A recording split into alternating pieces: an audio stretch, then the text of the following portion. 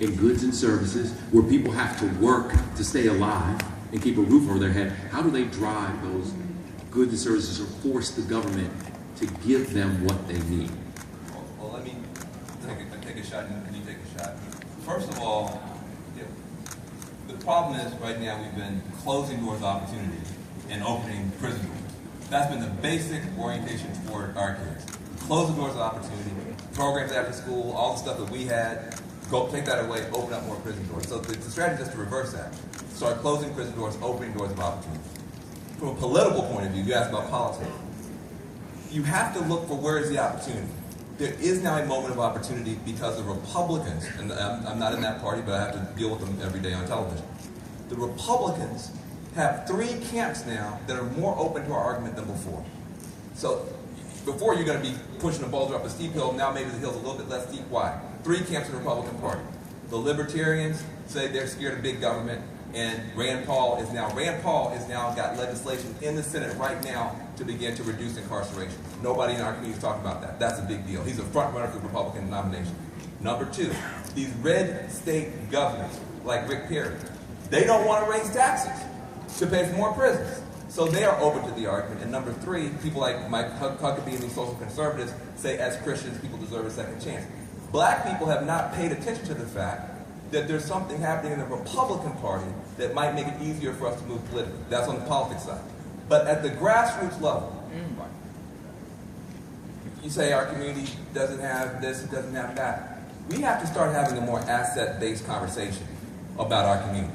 We got geniuses, we got folks doing amazing stuff all over the place and doing more good with pennies and nickels than people are doing coming into the community with $100 bills. And so from my point of view, and I'll let this man talk about some of the stuff that's going on as far as getting these young people connected. But the number one thing we have to all bet on at the beginning of the conversation is the genius of young people and their desire to succeed, and the genius of our parents, even with all our problems, to get behind them and push. Tell us some of the things that are going on in the inner city that can change, and some of the things you're doing. Well, actively right now, for the past few years, we've been pushing heavy technology into the community. What was the program that we just won $500,000 for Oakland? Hack the Hood in Oakland. We had Hack the Hood in Oakland about 2 weeks ago, and it was a program Google sponsored. And all we had to do was get enough people to vote and vote the company up. And the top 2 or 3 companies would win a certain amount of money. You being modest, I'll jump in. It was a social media phenomenon that Hammer drove. Hammer found out, Hammer found out there was some young folk in Oakland who have been trying to teach young African Americans how to code computers. If you can code computers, you can get a job anywhere in the world. Wow. And they were losing. Hammer jumped in, created a social media phenomenon, and got him $500,000. Thank you, brother, for doing that. Thank you. Well, be modest up here. I appreciate that, man. But working together, to create a desire. When you say you want things, you want to do better, you also have to look at the jobs that pay more money, right? We are consumers. These apps that we love, we can create these apps. Young people are so smart. And so what we're doing now, what we've been doing for the past few years, is really driving home technology as a way of life. To look to that industry, and there are women who code. There's a great organization out of New York that I supported last year that also Andreessen Horowitz supported. We have Girls Who Code and Black Girls Code. A bunch of organizations now. There's a bunch, but it took a while. I've been doing this now almost 15 years in technology, and the first thing I had to do was break down some preconceived notions of who we are, right? I call it getting a seat at the table of decision. So I had to get myself in a position to sit down with decision makers and let them know that you can drop your guards down and receive us on an intellectual level, and that I'm as inspired as the next man with creating startup companies and building companies. So spending a lot of time in that atmosphere, I started to watch the doors open up and others start to come in. And now we're at the point where it is cool. It's getting to the point where it's cool to talk about technology and business, but not just as a consumer, but as a founder, a CEO, a young person creating your own company and creating your own app. So that's one thing that we're doing. And then there are several other things that are around fighting against the prison system. We have one program in San Quentin Prison. It's called The Last Mile, and we teach inmates while they're still in how to develop startup companies so they can create their own jobs when they get out. We just had demo classes last month, and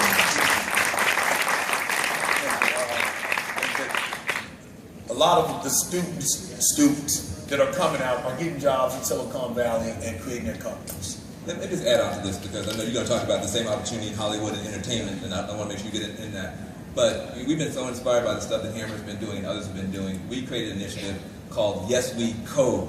Not just Yes We Can, Yes We Code. And the idea, working with Prince, working with Facebook, working with Google, working with the Ford Foundation, working with others, we were able to get a commitment. We're going to get 100,000 low opportunity young people trained to be the best computer coders in the world. And let me tell you why that's an answer. How many of our young people have downloaded an app? Millions. Now, how many have ever uploaded an app? My problem with our young people right now is that they're put in a situation where they move their thumbs like this all day, and they're making money for other people. They move their thumbs like this all day, they make money for other people. I tell them all the time, you move your thumbs to make money for somebody else, you know what that used to be called? Picking cotton. That was picking cotton. We need to be better than cotton pickers on a digital plantation. We need to be uploading apps, letting people buy our stuff, and inspired by him, Yes We Code is rolling out. Prince is doing a concert for us on Friday in New Orleans. Yes We Code is going to be this week.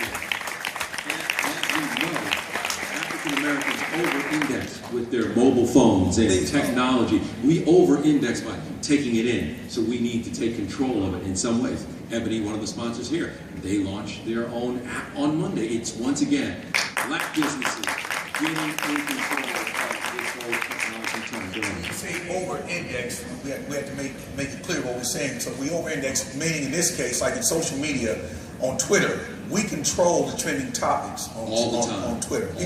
People are not really aware of that, but African Americans actually control the majority of the trending topics on Twitter. So, but a lot of time, it's not really about anything, right? It's frivolous, right? But imagine if that power is harnessed for business. Same thing. We're controlling it. Do you know how many billions of dollars are being spent in advertising and promotion on Twitter, and we actually control trending topics? So somebody out there sitting out there right now, figure that out. How you crowdsource the African Americans who are on Twitter and then monetize it and use it as your business. That's your homework right now. Make yourself a bunch of money. Create an app that does that. Troy, I want to ask you real quick about the things your church is doing here in Hollywood. Yeah, I was just by happenstance, I began to grow a large demographic in arts and entertainment. And one of the things we want to do is leverage those experiences and that acumen to begin to empower the disadvantaged in the area of arts and entertainment. We know that arts is getting pulled out of school. We also know that arts inspires, and you can make a living. We don't just teach people how to make music, but we teach people the business of music. We don't teach people how to become an actor. We teach people how to start, a casting agency and all these various things. And so, what I did was unique to the community that I serve, but I think that any pastor should begin to, in my opinion, take a holistic approach to their community and figure out what resources they have in their community, if it's lawyers, if it's doctors, if it's anyone who can mentor, and then begin to do something that is not just spiritual, but also practical in the area of career development. But he lied. He said it was just by happenstance. It was not. And it was not. First of all, he's one of the best pastors, period, in America. He attracted some of the most creative, powerful people in Hollywood to come with him. And then rather than just taking their money and telling them they're great, he said, you have a responsibility to help other people behind you, and he's being effective. Now, again, that's why we have to have an asset-based approach. The three places in America that don't know it's a recession: Wall Street, finance; Hollywood, entertainment; and Silicon Valley. So those three pillars are doing fine. We have African Americans, we have Latinos, we have Native Americans, we have Asians, we have women, we have lesbian gays, we have all kind of people in those areas.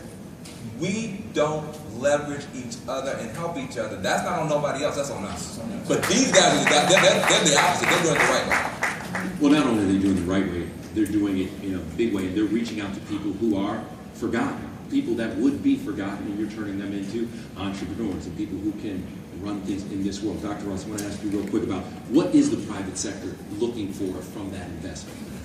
I think we just heard a brain full of what you heard from each one of these gentlemen is an assets investment approach, not charity. Not charity. This is about change. It's about social change. It's about investing in human capital that's valuable to the future of this country. California's future, America's future is in color. And these young men of color are the future of our nations. We need to invest. That's number one. Number two, there's the other thing, Van, is the next time I see my kids playing on their cell phones, I'm going to tell them stop picking cotton.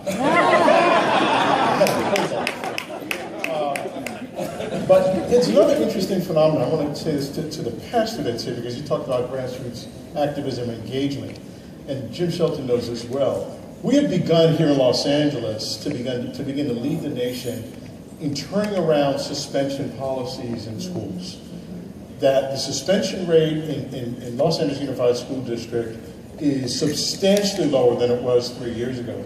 And it was because, number one, there are innovative practices that are alternatives to kicking kids out of school, keep them in school, hold them accountable, bring supports around them. But secondly, it was the young people, young men and young women of color, who stormed the Bastille at the school board, who said, please stop kicking our kids out of school. And we've seen a 20% decrease in statewide suspensions in schools because of the activism and leadership of those young people. Last point I wanted to make.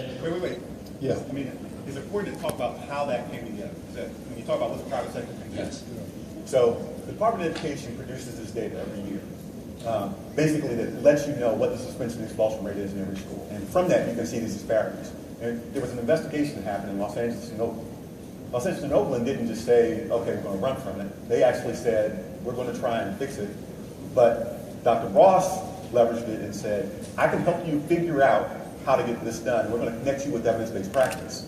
But he didn't stop there. So the young people mobilized, but it didn't just happen. He invested in advocacy work to mobilize and organize people throughout the state, not just in LA, but up in Oakland it's down by more than half as well. And across the state it's down by more than 12% in less than 2 years. Now, when you're talking about big social problems, do you see that kind of movement on? Nothing. But what happened is coordinated action, leveraging what government can do, getting local folks active, and the strategically used philanthropic resources to get people going and give them strategies that work. And let young people lead. And let young people lead. Boom, something big happened. So those young... Just one more point, because I don't want to miss this one. It's a very important public health issue that a lot of these young men and our young women are dealing with, particularly young folks of color. And we see how technology in the world of entertainment and the arts are playing a role. Young people in Compton, in Englewood, in Detroit, in Chicago, in New York are dealing with Iraqi and Afghanistan levels of post-traumatic stress, except there's nothing post about it. It continues, right? It's traumatic stress. They're exposed to violence. They're exposed to communities and neighborhoods where the prison pipeline is alive and well, and they're getting recruited by the Crips and the Bloods more effectively than they will be by Google and Facebook. So these young people, they're carrying a lot. They're carrying a lot, and they're carrying a lot on their own. And what we've seen when we engage at the grassroots level, a couple of things happen. Number one, through technology, they can connect to one another and support one another through digital platforms, and we've seen that. But the second thing is, in prisons, in juvenile halls, in neighborhoods, and a lot of these grassroots programs, and in churches, the arts and entertainment, spoken word, poetry, healing circles, writing music, becomes a way for these young people to, for the first time, reveal the trauma that they've dealt with, reveal the trauma and the burden that they've been carrying in a safe place, in a safe cultural space, connect with one another, and then they don't feel alone.